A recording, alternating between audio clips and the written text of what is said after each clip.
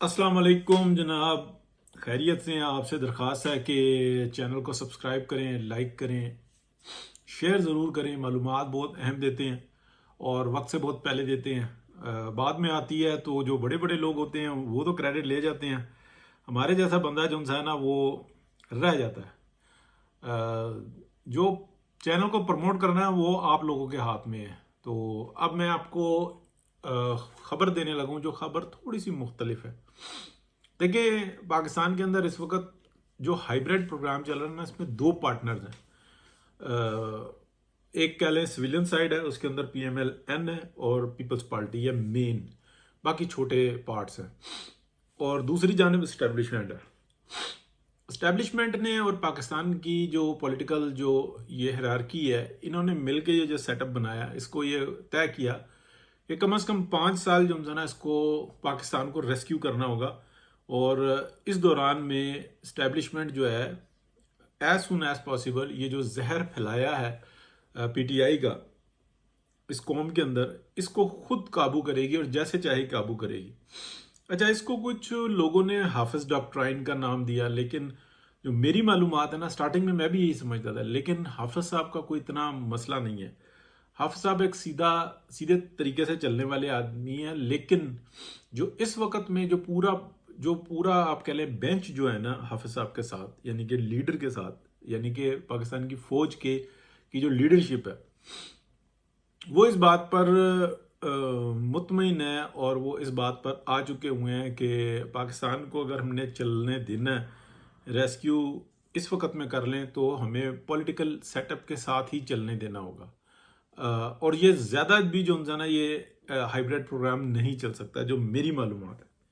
अब मैं बताता हूँ कि इख्तलाफ है बीच में एक जगह पे। वो इख्तलाफ कुछ लोगों को नज़र आ रहा है, लेकिन वो बयान नहीं कर रहे। लेकिन मेरे पास कुछ इत्तलात आई तो मैंने कहा चले आपके साथ बताता हूँ। कुछ दिनों से हम देख रहे हैं कि ये जो PTI यानी कि इमरान खान की बहनों ने इंडिया का जब सहारा पकड़ा और फिर इसराइल सरगर्म हुआ, और फिर और चीज़ें जो है ना, इन्वेस्टमेंट जो सी है इनके लिए आई। और वो इन्वेस्टमेंट कहाँ पे थी, मैं उसको वो बताता हूँ। वो डियाला जेल के सामने आपको नज़र आई कि अचानक से जहाँ 10 15 20 बंदे होते थे, वहाँ पे 100 150 200 बंदा आया। इस तरह की कालें बहुत सारी पहले दी गई। उससे एस्टेब्लिशमेंट के कान खड़े हुए और पाकिस्तान की जो इंटेलिजेंस थी, जो सिविलियन इंटेलिजेंस थी, उन्होंने लिख कर जो है बाकायदा बताया कि ये इन्वेस्टमेंट शुरू हो गई है। लोग आते हैं तो वो किसी वजह से आते हैं, उनको कोई सपोर्ट हासिल होती है। कॉफ़ी ठंडी हो गई तो वो भी ठीक नहीं होगा। अब जब ये सब कुछ हुआ तो आगे फिर चैनल्स पे चली गई मोहतरमाएँ। और जब ये सारी नैरेटिव बनना शुरू हुआ तो ये सिविलियन साइड ने देखा कि बहुत बड़ा नुकसान होगा अगर अब हमने इनको गैप दिया, अब हमने इनको चलने दिया, क्योंकि इनका मकसद एक ही है, पाकिस्तान को डिफॉल्ट करके डी न्यूक्लियर करना। यानी कि डी न्यूक्लियर करने के लिए डिफॉल्ट करना बहुत ज़रूरी है। अब मैं आपको बताता हूँ कि आगे जो पाकिस्तान की जो इकोनॉमिकली जो सूरत हाल है, उसको बेहतर होने में ना अब वो स्टेप्स लिए जा रहे हैं कि सिविलियन साइड का काम बहुत तेज़ होगा। यानी कि ग्राउंड तो बनाई है इन्होंने, बेसमेंट बनाई है सिविलियन गवर्नमेंट ने, और उसमें पूरी मदद भी हासिल है। हाँ, SIFC के ऊपर थोड़ा सा मसला है, जिसके ऊपर मैं बार बार बात करता रहा हूँ कि ये इसके ऊपर काफ़ी डिबेट हुई है कि मिल्कियत नहीं दी जाएगी किसी भी सूरत में। हाँ, सहूलतकारी जैसे कि हो गई वो ठीक है, लेकिन फौज की मिल्कियत तो कोई नहीं, वो नहीं। इसी तरीके से अगर आप देखें तो मिल्कियत, CPEC को भी मिल्कियत बनाने की कोशिश की थी बाजवा साहब ने। मकसद ये था कि इजारादारी कायम करके और इस प्रोग्राम को तबाह कर दिया जाए। यानी कि हविस इतनी बढ़ जाती है कि पागल हो जाते हैं ये सब लोग। कोई भी इंसान हो, जब उसको इतनी चीज़ मिल जाए कि ये इस इदारे से मुल्क है, यानी कि पाकिस्तान पाइंदाबाद की बजाय जब पाक फौज पाइंदाबाद हुआ, तो मैंने तो उसी टाइम में ये कह दिया था, व्लॉग्स मौजूद है उस वक्त में, कि नहीं, पाकिस्तान पाइंदाबाद है और पाक फौज जिंदाबाद है, सब जिंदाबाद है, पाकिस्तान इंशाल्लाह हमेशा रहे। यही नारा ना, प्रे है, ये दुआ है। अब झगड़ा कहाँ पे हुआ?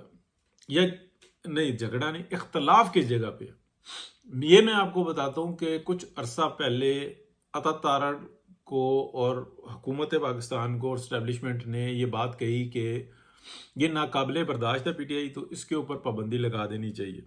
حکومت پاکستان نے یہ بات کہی کہ یہ بہت بڑا فیصلہ ہے، اس میں پیپلز پارٹی بھی ہمارے مد مقابل آئے گی، تقریباً پاکستان کی تمام پولیٹیکل قوتیں ہمارے اگینسٹ آ جائیں گی۔ اسٹیبلشمنٹ کے جو لوگ ہیں انہوں نے یہ بات کہی کہ نہیں، ہمیں یہ ہر صورت کرنا ہوگا، تو اس کے اوپر راضی رضامندی ہو گئی کہ چلو ٹھیک ہے کرتے ہیں، لیکن یہ ہے کہ ہم وہ مطلب ایک جان رہیں گے دونوں، پاکستان کی اسٹیبلشمنٹ اور نون لیگ۔ اس کے اندر یہ نہیں ہوگا کہ کل جواب دینے کے ٹائم آئے تو حکومت کو سامنے کر دو اور اسٹیبلشمنٹ دائیں بائیں اور وہ کہے کہ یہ سول حکومت کا مسئلہ، ایسا نہیں ہوگا۔ اس پہ رضامندی ہو گئی۔ عطا تارڑ صاحب کو کہا گیا کہ جناب آپ پاکستان پی ٹی آئی کے حوالے سے جو ہے نا پابندی لگانے کی اس پہ بات کریں آپ، اور پورا ان کو بنا کے دے دیا گیا۔ عطا تارڑ نے پریس کانفرنس کر دی، ہم سب کو یاد ہے بہت اچھے طریقے سے کہ ایسا ہے ویسا ہے اور فلانا، پورا نیریٹو۔ اب جو تھی نا اس کے بعد اگلے دن آنی تھی یا ایک دو دن بعد آنی تھی آئی ایس پی آر کی پریس کانفرنس، وہاں پر جو ہے نا جب پریشر آیا نا مختلف جگہوں سے، تو اسٹیبلشمنٹ کی موجودہ اسٹیبلشمنٹ کی بات کر رہا ہوں، یہ جو ہے نا انہوں نے کہا نہیں آپ پولیٹیکلی اس کو سنبھالیں، یہ فیزیبل نہیں لگ رہا۔ انہوں نے کہا جی ہمارا سٹیک جو ہے نا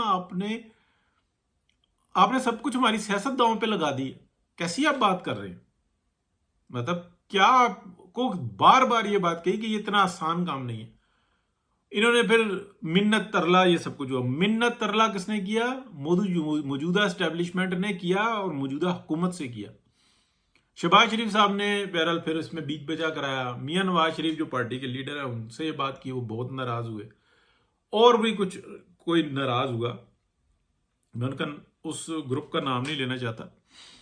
تو جب یہ بات ہوئی تو پھر یہ کہا کہ اگر یہ پھیلتے جائیں گے، یہ رکیں گے نہیں، کیونکہ ان کو جو ڈوز آ رہی ہے نا جہاں سے آ رہی ہے آپ کا وہاں پہ پر جلتے، یہ بات کی گئی، کیونکہ آپ اپنے جو سینئرز ہیں نا ان کو کسی صورت میں پکڑنا نہیں چاہتے، ان کو گرفت میں نہیں لینا چاہتے، اور وہ سارے جو نا ادھر سے پھنسے ہوئے ہیں، مال متا آپ سمجھ رہے ہیں، تو ایویڈنسز تو ان کے پاس ہے نا، وہ آ جائے تو پھر کون سی پراپرٹی، کون سی انویسٹمنٹ کس کی ہے، یہ سب ان کو پتہ ہے، ٹھیک ہے۔ مڈل ایسٹ والوں کو، مڈل ایسٹ میں جو ایک جگہ ہے جو عمران خان کے سسرالی ہیں ان کو سب کچھ پتہ ہے، تو یہ سارے بلیک میل ہوتے ہیں۔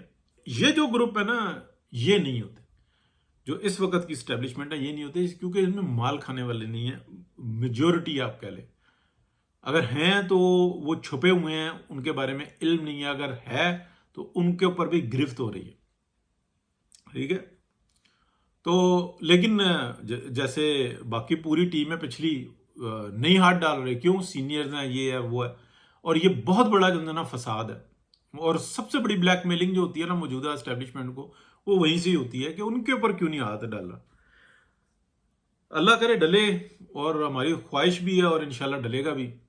اب میں آپ کو بتاتا ہوں کہ یہاں پر کیا ہوا ہے۔ یہاں پر یہ ہوا ہے کہ جو اصل نچوڑ ہے نا، وہ کہا گیا کہ جو یہ پابندی لگانے کی اب بات کر رہے ہیں نا، 1 2 3 دفعہ میں جو پریس کانفرنس کریں گے نا وہ آپ کریں گے، ہم پیچھے طبلہ بجا لیں گے، ڈھولکی بجا لیں گے، ہم سرنگی چلا دیں گے، لیکن اوپن ماؤتھ آپ نہیں کرنا، ہم نہیں کریں گے کسی صورت میں بھی، ٹھیک ہے۔ اور ہم نے یہ بات آپ کو پہلے کہی تھی، اس وقت میں لگا دی جاتی تو آج یہ وقت نہ آتا۔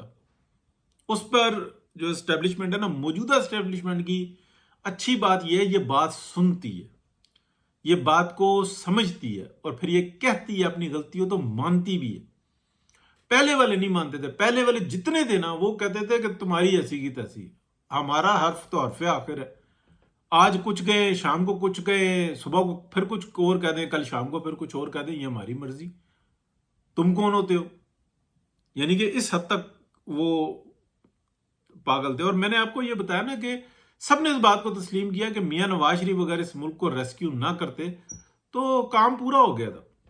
اب جو اختلاف ہے وہ یہ ہے لیکن اس میں اختلاف رائے، لیکن اس کے اوپر عمل درآمد شروع ہوا ہے.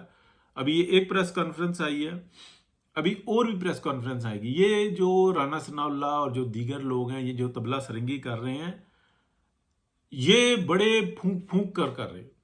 اور یہ ایک کمٹمنٹ ہے، مطلب کہ اسٹیبلشمنٹ نے پہلے پی ایم ایل این کی سیاست کی نا ٹھیک ٹھاک ٹھکائی کروا دی، بدماشی نہیں کی، لیکن یہ بات تھی کہ انہوں نے منت ترلا کیا، انہوں نے کہا نہیں، ہم سے غلطی ہو گئی، ہمیں ان کو اس کا پتہ نہیں ہوتا. تو اس کو اب جو صورتحال بنی تو اس میں کہا کہ جی بہت زیادہ ضروری ہے.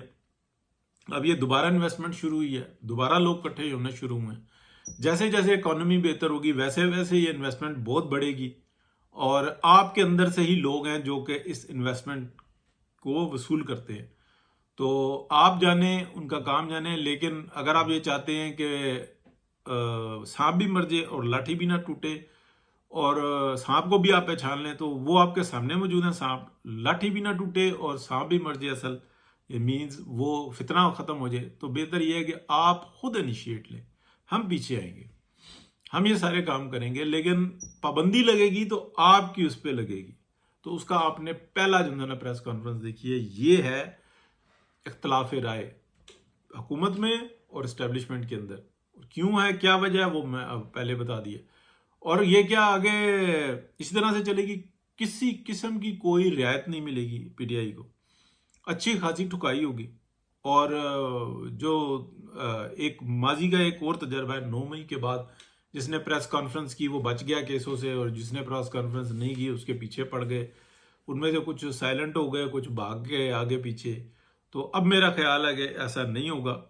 اگر پابندی لگے گی تو بہت ساروں کے اوپر لگے گی، اور یہ بہت ضروری ہے. ابھی 3.5 سال ہیں اس پارلیمنٹ کو، تو اس میں بہت سارے کام کرنے بہت ضروری ہیں. اور جو یہ کہا جاتا ہے نا، جیسے عمران خان کو اسمبلی سے نکال کے روڈوں پہ چڑھا دیا تھا، اور اس کا نیریٹو یعنی کہ ٹوٹل جھوٹ وہ بک گیا اور سرایت کر گیا عوام میں. تو وہ چیز بھی جو ہے نا ایک تجربے کے اندر موجود ہے. اس کو کیسے قابو کرنا ہے وہ پولیٹیکل جو لوگ ہیں وہ بتاتے ہیں. اس کو لبیک کرتی ہے پاکستان کی اسٹیبلشمنٹ. وہ کہتی ہے کہ ٹھیک ہے، سیاسی طور پہ ہم جو ہے نا اس بات کو تسلیم کرتے ہیں کہ ہم بالکل فارغ ہیں. اور جو دفاعی معاملات کے اندر ہے، جس طریقے سے کہا، تو حکومت یہ کہتی ہے کہ آپ دفاع کے اندر جو کہیں گے ویسے ہی چلے گا، ہوگا، کیونکہ ہمیں آپ کے جو اعمال ہیں وہ نظر آ رہے ہیں. تو جو اعمال ہوتے ہیں وہی نیتوں کا نقشہ بیان کرتے ہیں. بہت شکریہ جی، اللہ حافظ.